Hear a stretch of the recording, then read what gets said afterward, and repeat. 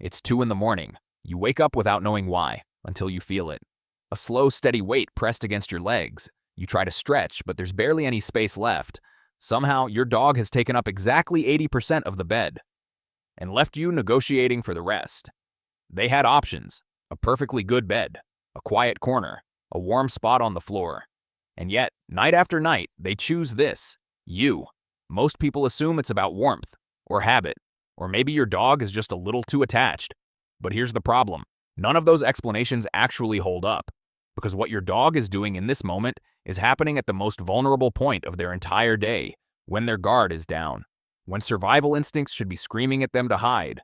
And yet, instead of safety and distance, they move closer. Behavioral neuroscience tells a completely different story, one that has nothing to do with comfort, and everything to do with trust, attachment, and a bond that took 15,000 years to build, and almost no one sees it. Let's start with the warmth theory, because on the surface it makes perfect sense. Dogs get cold, you're warm, end of story. But here's the problem: your dog has access to warmer places than you. Sunlit patches on the floor, soft blankets, a pile of your clothes that smells exactly like you.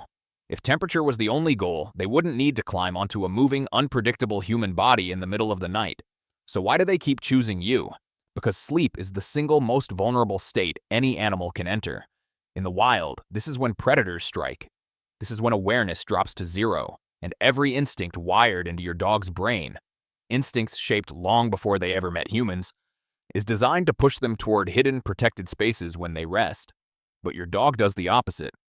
In a landmark study at Eötvös-Loránd University, researchers adapted the same attachment test used on human infants, the strange situation procedure, and applied it to dogs. What they found was striking. Dogs seek proximity, show distress when separated, and calm when reunited, almost identically to human babies. This isn't clinginess. This is your dog identifying you as their safest place in the world. But here's where it gets really interesting, because this isn't just psychology, it's chemistry. In 2015, a team at Asabu University in Japan ran a study that sounds almost too simple. They placed dogs and their owners in a room and asked them to just look at each other. Then they measured oxytocin levels. Oxytocin, the same neurochemical released when a mother holds her newborn, the molecule responsible for bonding, trust, attachment. And what they found was extraordinary. When a dog gazed at their owner and the owner gazed back, oxytocin levels rose in both of them. At the same time, across species, the dog's brain changed, the human's brain changed, in sync. And here's the part most people miss. That chemical surge makes the dog want to look more, which triggers more oxytocin, which deepens the bond, on which reinforces the behavior. It becomes a loop, a self-reinforcing attachment system. They tested this with wolves raised by humans. Nothing happened. No loop, no chemical feedback. This isn't just a mammal thing. This is something that evolved specifically between dogs and us. But to really understand why this exists at all, you have to go back, way back, before cities, before farming, before humans even had permanent homes. Roughly 15,000 years ago, the first wolves began approaching human camps. Not the aggressive ones, not the fearful ones, the curious ones, the tolerant ones, the ones willing to get a little closer. Those wolves survived better. They ate scraps. They stayed near fire. And over generations, something changed. They stopped being wolves. In Germany, archaeologists uncovered a burial site over 14,000 years old. 2 humans and 2 dogs buried beside them. But here's the detail that changes everything.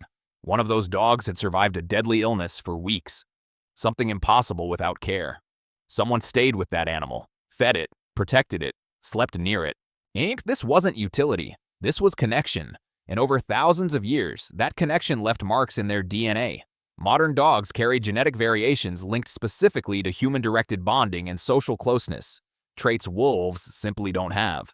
So when your dog climbs into your bed tonight, they're not breaking a rule. They're continuing a story that started before history was even written. But here's where things start to feel almost contradictory. Because if you actually measure what's happening during the night, your dog is not helping your sleep.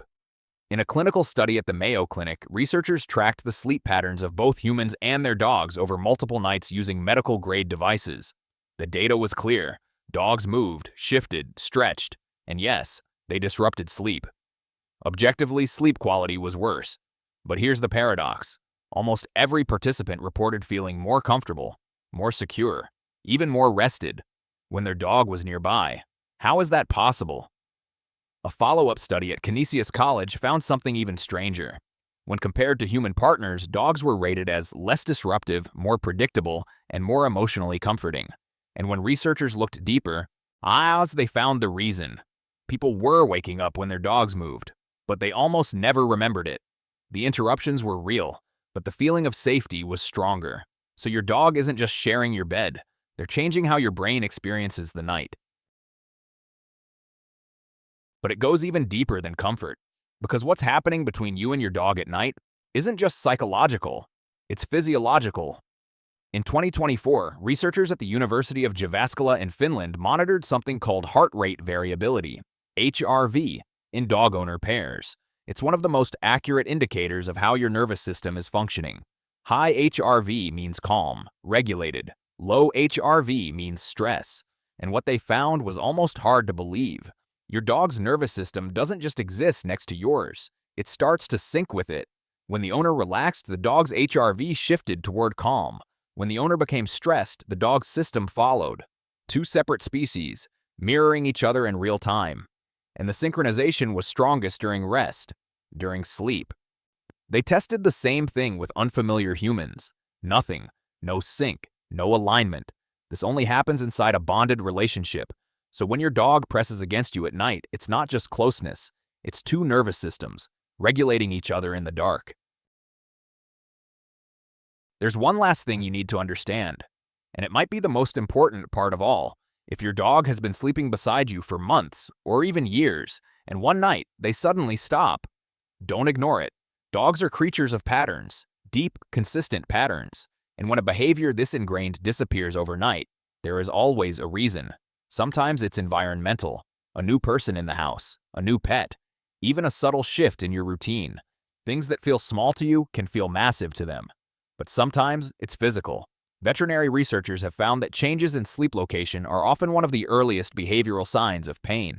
Before limping, before stiffness, before anything obvious. A dog that stops jumping onto your bed might not be choosing the floor. They might be avoiding discomfort. And in older dogs, disrupted sleep patterns can signal cognitive decline, the canine version of dementia, affecting a significant percentage of dogs over time. Your dog doesn't have language. Behavior is the only way they can speak. So when that nightly ritual changes, you need to listen. So the next time you wake up at 3 in the morning, with barely 6 inches of mattress left and the quiet, steady weight of your dog pressed against your legs, pause for a second. Because what feels like inconvenience isn't random. Your dog chose you, not the couch, not the floor, not the warmest spot in the house. You. Because 15,000 years of evolution shaped their brain to do exactly this. Because a neurochemical loop exists between your two species that doesn't exist anywhere else on this planet. Because deep in their nervous system, you are registered as safety. That's not clinginess. That's the highest compliment your dog is biologically capable of giving. And maybe, just maybe, the reason you feel calmer, safer, even slightly more at ease when they're there, isn't in your head either. It's in your nervous system. If this changed how you see your dog, subscribe to the channel and leave a comment below. I want to know where your dog sleeps tonight. And next time, we're going to talk about why your dog stares at you the way they do. Because that story, it gets even stranger.